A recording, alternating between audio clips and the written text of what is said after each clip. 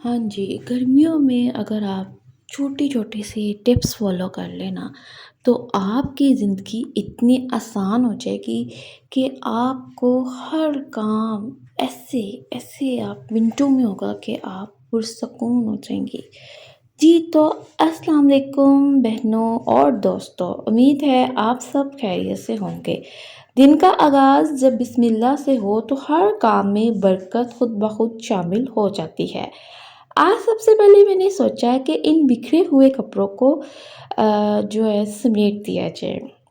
कपड़ों का ये ऑर्गेनाइज़र बनाते हुए एक बात याद आई, हमारे घरों में जब चीज़ें अपनी जगह पर होती हैं ना, तो दिमाग को एक अजीब-सा सुकून मिलता है। बिल्कुल इसी तरह जैसे दिल तब तक बेचैन रहता है जब तक वो अपनी असली हालत की मालिक की याद से ना जुड़ जाए। साथ ही मैंने मशीन में कपड़े भी डालने थे, तो मैंने कहा चलिए सबसे पहले ये ऑर्गेनाइज़र्स आप देखें कि घर में पड़े हुए जो आप सिंपल बॉक्स हैं उसके साथ ऐसे ऑर्गेनाइज़र बनाते हैं। तो मैंने मशीन भी सुबह ही ऑन कर ली थी ताकि वक्त की बचत और घर में सफाई और प्रकृति का एहसास बरकरार रहे। तो इस मशीन का तो बहुत ही फ़ायदा है। मैं इस तरह से साथ-साथ कोई भी काम करना हो मैं कपड़े डाल देती हूँ और इसको ऑन कर देती हूँ, तो जब वॉश हो जाते हैं, स्पिन हो जाते हैं, तो फिर मैं इस तरह से आके टेरेस पे डाल देती हूँ। अच्छा जी, यहाँ पे ना मेरे कपड़ों का काम भी हो चुका था कंप्लीट, तो मैंने कहा चलो जल्दी से अब मैं अपना टेरेस भी साफ़ कर लेती हूँ और सुबह की तेज़ हवा में टेरेस पर कुछ लम्हे बिताना मेरी रूह को पुरसुकून कर देते हैं, ताज़ा-तम कर देते हैं। जब हम अल्लाह की बनाई हुई खुली फ़िज़ा को देखते हैं तो दिल से शुक्र निकलता है कि उसने हमें एक खूबसूरत दिन देखना नसीब फ़रमाया। टेरेस क्योंकि अब नीट हो चुका था, कपड़ों का काम भी मेरा क्लीन कंप्लीट हो गया था।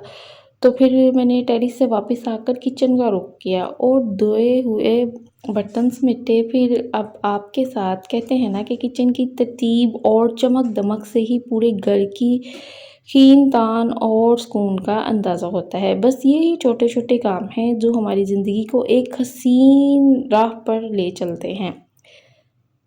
अपनी सेहत का ख़्याल रखना भी तो हम पर फ़र्ज़ है, इसलिए आज मैं अपने लिए बेसन का चिला बनाया जो हेल्दी भी है और मज़ेदार भी। और हाँ, मियाँ-बीवी का रिश्ता तो मोहब्बत और एक-दूसरे का ख़्याल से ही बनता है।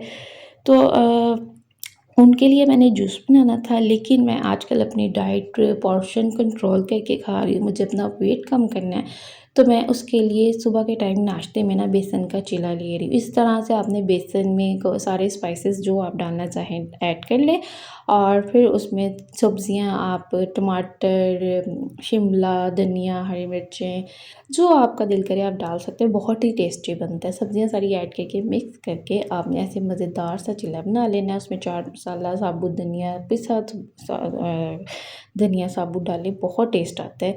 और ये आप अगर ब्रेकफास्ट में लेते हैं, हेल्दी ब्रेकफास्ट है। तो मैंने यहाँ पे जूस भी बना लिया था। अब नाश्ते से फ्री होकर मैंने सबसे पहले जो आज काम करना था ना, फ्रिज की क्लीनिंग करनी थी। चलिए अब ज़रा थोड़ा मुश्किल काम था। फ्रिज का फ्रीज़र काफ़ी बर्फ़ से भर गया था, तो आज इसकी अच्छी तरह सफाई की, सारी बर्फ़ उतारी, इसे बिल्कुल नीट और क्लीन कर दिया। क्योंकि ये मैं सिर्फ़ ये फ्रीज़र का जो डोर है ना, तकरीबन 5 से 10 मिनट तक ओपन रखती हूँ, तो ये सारी बर्फ़ खुद ब खुद मेल्ट हो जाती है। आप देख रहे हैं कि मुझे कुछ भी यूज़ नहीं करना पड़ा, कोई मेहनत नहीं करनी पड़ी। सिर्फ़ 10 मिनट के लिए मैं इसको डोर ओपन कर देती हूँ और ये इस तरह से सारी बर्फ़ खुद से मेल्ट हो जाती है और फिर मैं इसे उतार लेती हूँ और अपना फ्रिज जो है नीट कर लेती हूँ।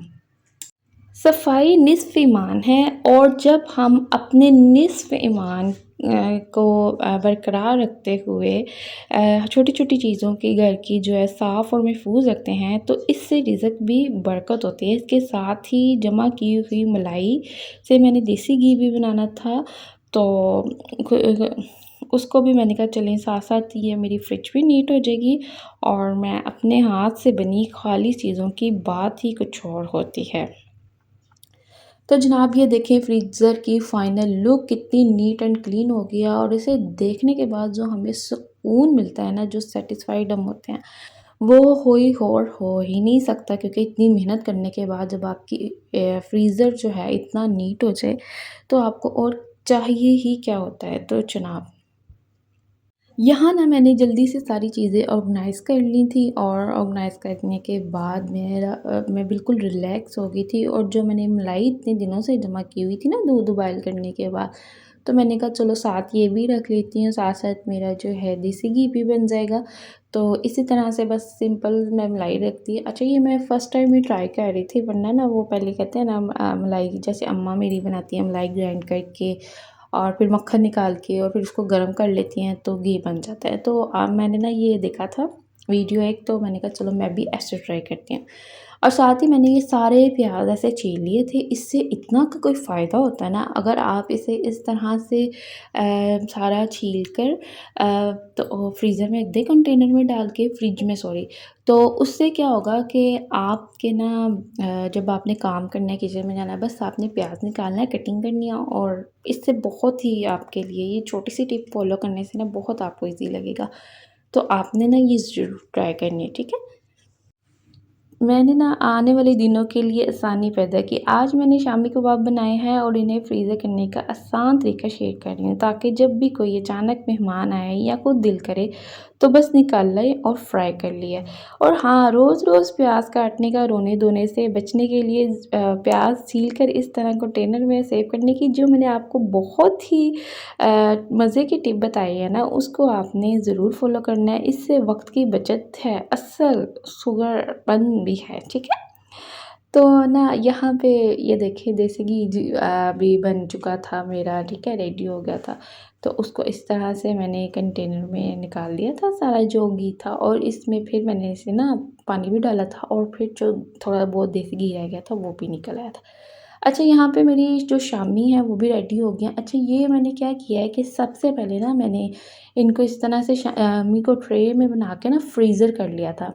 फ्रीज़र करने के बाद अब मैंने इस तरह से कंटेनर में निकाले हैं। इससे इतनी आसानी होती है ना, आप इसे इस तरह से सेट करके रख लें, जब आपको चाहिए 3-4 जितनी भी चाहिए तो ये ईज़िली आप निकाल सकती हैं, ठीक है?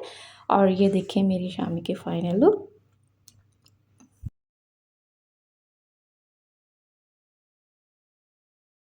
और इसी दौरान अगर आप चैनल पर न्यू हैं तो अपने प्यारे-प्यारे हाथों से चैनल को ज़रूर सब्सक्राइब करें। वीडियो का आखिर में अपने सबसे पसंदीदा काम की तरफ आई हूँ। आज परिंदों के लिए बाजरा, टोटा और शक्कर मिक्स किया है। कुछ इससे छत पर परिंदों के लिए और बाकी अलग-अलग दफ्तरों पर उन मासूम परिंदों के लिए, कीड़ों-मकोड़ों के लिए रखूँगी, भूल नहीं सकती। बेशक मखलूक़ खुदा पर रहम करने से खुदा हम पर रहम फरमाता है। इस बेज़ुबान मखलूक़ को दाना पानी देना दिल को जो सुकून देता है उसकी कीमत नहीं, कोई कीमत नहीं। उम्मीद है आज ये पुरसुकून घरेलू रूटीन आपको पसंद आई होगी। अगर वीडियो अच्छी लगी हो तो चैनल को ज़रूर सब्सक्राइब कीजिएगा और दुआओं में याद रखिएगा। खुश रहें, खुशियाँ बाँटें, खुशियाँ बाँटने से मज़ीद बढ़ती हैं और अपना बहुत सारा ख़्याल रखिए।